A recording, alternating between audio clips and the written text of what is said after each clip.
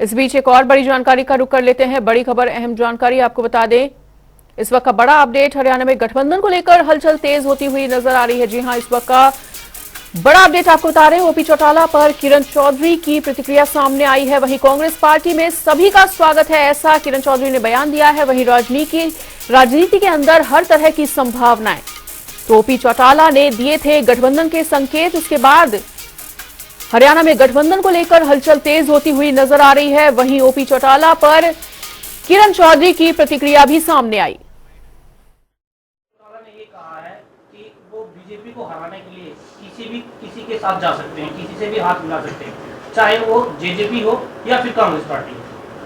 आपको क्या लगता है? सबका स्वागत है, कोई आना चाहता है हमारे साथ, हमारे को क्या परेशानी है? कांग्रेस के सीनियर बीजेपी को हराने के लिए कोई भी कांग्रेस पार्टी के साथ आना चाहता है तो हमें कोई परेशानी जो नहीं कांग्रेस है। से जाना चाहता है, जो सीनियर मोस्ट लीडर है कृष्ण मूर्ति हुड्डा, हाँ। वो कांग्रेस के सिस्टम से इतना, इसका जवाब मैं दूंगा, ये नहीं देंगे। वो जवाब हुड्डा साहब खुद देंगे। मैं दूंगा। जी, आप बताइए। क्या अगर पूर्व मुख्यमंत्री चौधरी ओमप्रकाश चौटाला ये कहते हैं कि बीजेपी को हराने के लिए मैं कांग्रेस या जेजेपी के साथ भी जा सकता हूँ, क्या लगता है कि आप लोगों का गठबंधन हो सकता है कांग्रेस उन लोगों के साथ? राजनीति के अंदर हर एक तरह की संभावनाएं होती है, ये बात याद रखिएगा। और इसी बड़े मुद्दे पर अधिक चर्चा करने के लिए हमारे साथ जुड़ चुके हैं वेद प्रकाश विद्रोही कांग्रेस से, वहीं हमारे साथ इनेलो पार्टी से रजवंत दहिनवाल भी जुड़ चुके हैं। सर, बहुत बहुत स्वागत है आप दोनों का जनता टीवी पर। वेद प्रकाश जी, रजवंत जी, क्या आपको मेरी आवाज मिल पा रही है? हाँ जी, बिल्कुल। तो वेद प्रकाश जी, सबसे पहले आपसे जानना चाहेंगे कि ओपी चौटाला के बयान के बाद किरण चौधरी की प्रतिक्रिया आप सामने आई है कि पार्टी में सभी का स्वागत है, किस तरह से समझा जाए इस पूरे घटनाक्रम को? देखिए, देश के अंदर जो भाजपा को हटाने के लिए व्यापक गठबंधन की बात चल रही है जी, तो उसमें स्वाभाविक है जो भी दल हमारा समर्थन करना चाहेगा जी। और भाजपा की फासिस्ट और सांप्रदायिक नीतियों के खिलाफ है और देश के अंदर लोकतंत्र को बचाना चाहता है, ऐसे जी। सभी दलों का स्वागत है। किरण चौधरी जी ने ठीक कहा है। जी, अब कोई भी अगर हमारा समर्थन करना चाहता है, हमसे सहयोग करना चाहता है, तो हम उनका खुले हृदय से स्वागत करेंगे। अब ये तो चौटाला जी को सोचना है कि वो करना चाहते हैं या नहीं करना चाहते हैं, क्योंकि कई तरह की बातें आ रही हैं। एक तरफ कहा जा रहा है कि भाई हम समर्थन करेंगे, दूसरी तरफ कहा जा रहा है कि जो हमें समर्थन हमारे मंच पर देने को आएगा हम उसका समर्थन करेंगे। तो अब ये जो भिन्न भिन्न बोली बोली जा रही है लोक दल के अंदर, जी। जब तक कोई एक बोली लोक दल की तरफ से नहीं निकलेगी तब तक स्पष्ट रूप से कुछ नहीं कहा जा सकता। पर हमारी नजरों में ये सकारात्मक बयान है, हम इसका स्वागत करते हैं, हमें कोई आपत्ति नहीं है। बिल्कुल ठीक है वेद प्रकाश जी। रजवंत दहिनवाल भी हमारे साथ जुड़े हुए हैं। तो रजवंत जी, जिस तरह से आपने वेद प्रकाश जी की भी बात को सुना कि कांग्रेस पूरी तरह से तैयार है, उधर दूसरी तरफ ओम प्रकाश चौटाला ने भी निमंत्रण सभी पार्टियों को गठबंधन का दे दिया है। क्या समझा जाए कि चुनाव से पहले हरियाणा की राजनीति में कुछ बड़ी हलचल होती हुई नजर आ सकती है, कुछ बड़ा बदलाव होता हुआ नजर आ सकता है? नहीं, देखिए बात ऐसी है कि जब आज के जो वर्तमान हालात की अगर हम बात करें तो भाजपा और जजपा इन दोनों की हरियाणा में गठबंधन सरकार है, केंद्र में बीजेपी की सरकार है, लेकिन कहीं पर भी जनता की जो बात करते हैं कि जनता की सुनने वाला कोई नहीं है। आज जिस प्रकार से जो हम शुरू से कहते आए हैं कि बीजेपी की सरकार पूंजीपतियों के साथ है, वो हकीकत में आज पूंजीपतियों की सरकार बन के आई है। और जनता की सरकार बनाने के लिए जनता को, क्योंकि सरकार का काम होता है कि जनता, आम जनता की कल्याणकारी योजनाएं जो लेकर आए ताकि जनता को फायदा पहुंचाया जाए, उसके लिए ऐसी सरकार बनाने की बात चल रही है कि भारतीय जनता पार्टी और जननायक जनता पार्टी को सत्ता से बेदखल कैसे किया जाए। और सत्ता से बेदखल करने की जो जरूरत पड़ी है, उसके कारण हम चौधरी ओम प्रकाश चौटाला जी, चौधरी अभय सिंह चौटाला जी का जो बार बार बयान आ रहा है, उस बयान से यही है कि विपक्ष को जब तक एकजुट होकर सत्ता पक्ष से खिलाफ लड़ाई लड़नी पड़ेगी, क्योंकि आज विपक्ष में जो फूट है उस फूट का फायदा कहीं ना कहीं सरकार उठाने का प्रयास कर रही है। विपक्ष में वो फूट डालने का प्रयास करती है और उसका फायदा खुद उठाती है। और रही कांग्रेस की जो बात है, तो वो अकेली कांग्रेस की बात नहीं है। जो भी सत्ता पक्ष के विरोधी जो दल है वो अगर एकजुट होकर सत्ता के खिलाफ अगर लड़ाई लड़ेंगे तो निश्चित तौर पर जो आज बीजेपी है उसको सत्ता से बेदखल करने का काम करेंगे।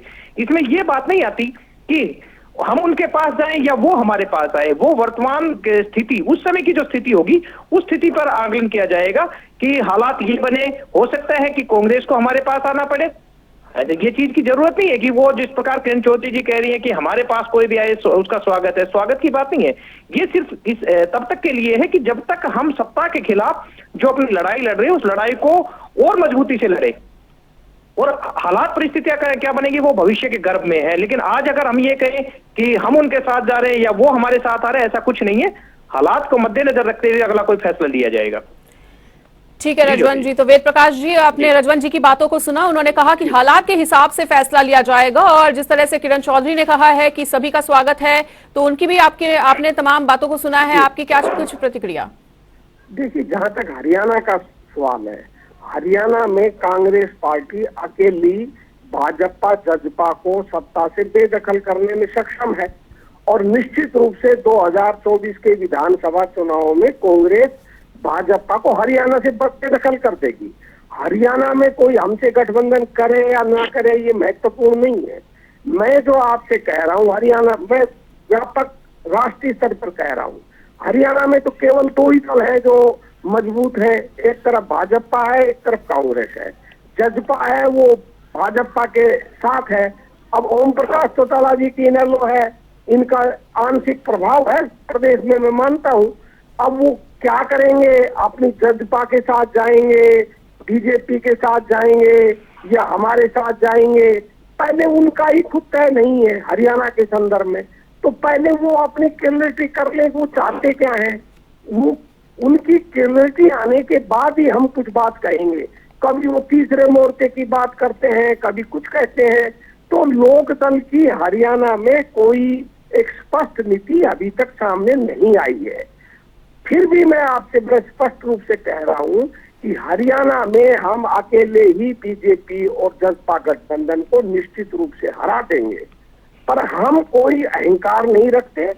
फिर भी अगर कोई भी दल एकता चाहेगा, गठबंधन चाहेगा, तो वो प्रस्ताव आएगा तो निश्चित रूप से उससे सकारात्मक हम प्रतिक्रिया देंगे और पूरा सम्मानपूर्ण उससे बात करेंगे। ठीक है, वेद प्रकाश जी सुनेंगे आपको। वेद प्रकाश जी सुनेंगे आपको। इसी बीच भारत भूषण बीजेपी से भी हमारे साथ जुड़ चुके हैं। तो भारत भूषण जी, आपका भी बहुत बहुत स्वागत है जनता टीवी पर। धन्यवाद, नमस्कार।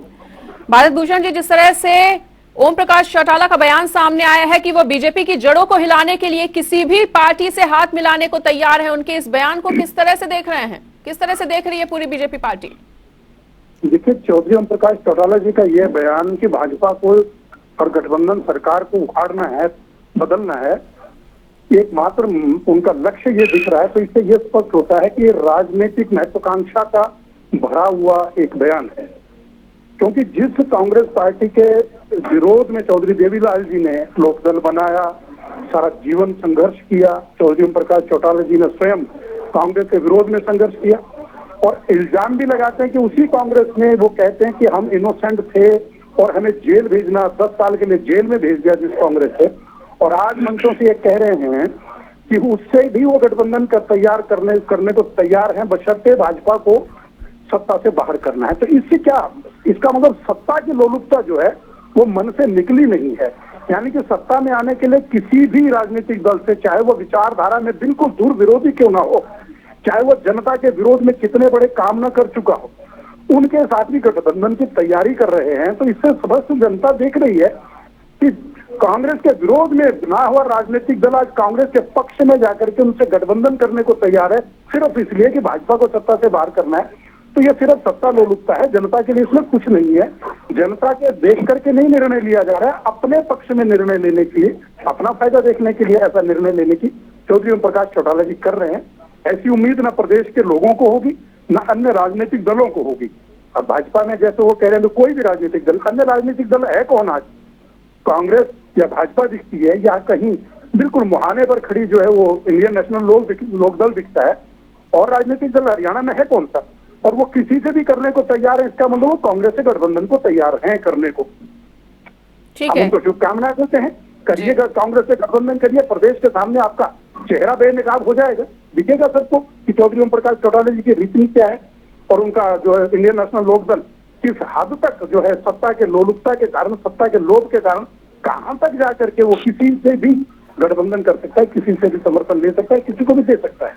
ठीक है रजवंत जी, भारत भूषण जी की तमाम बातों को आपने सुना। उन्होंने कहा कि सत्ता की लालसा के चलते उनका ये बयान सामने आया है।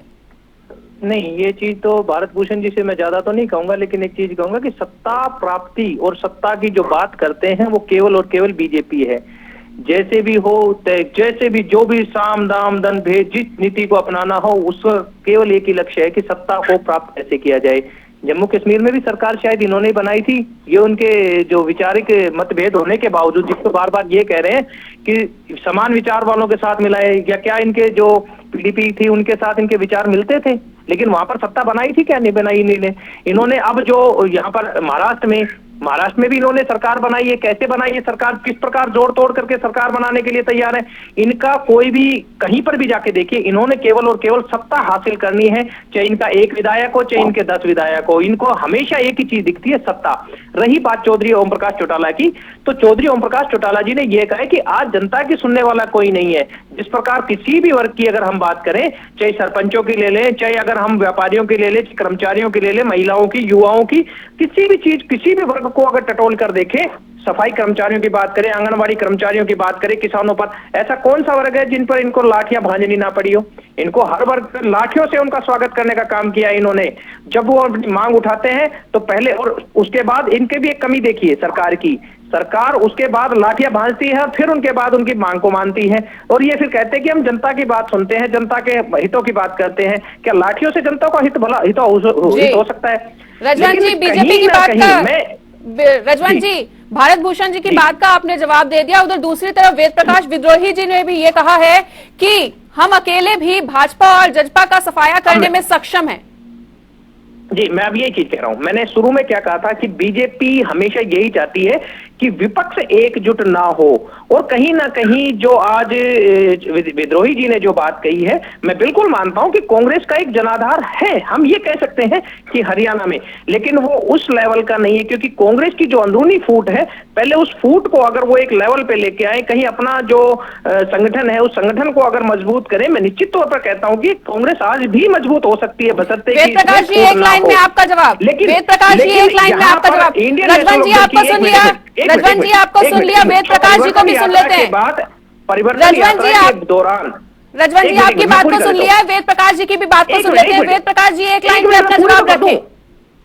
देखिए, भाजपा सबसे अवसरवादी पार्टी है।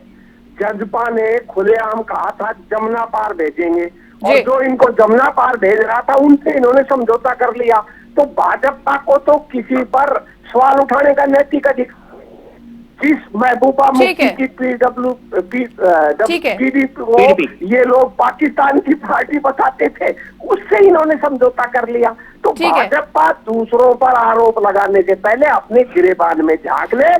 ठीक है, तो भाजपा को अपने गिरेबान में झांकना चाहिए। कांग्रेस इस तरह के, कांग्रेस प्रवक्ता इस तरह का बयान देते हुए नजर आ रहे हैं। फिलहाल तीनों पार्टियों के प्रवक्ताओं का हमारे साथ जुड़ने के लिए बहुत बहुत शुक्रिया।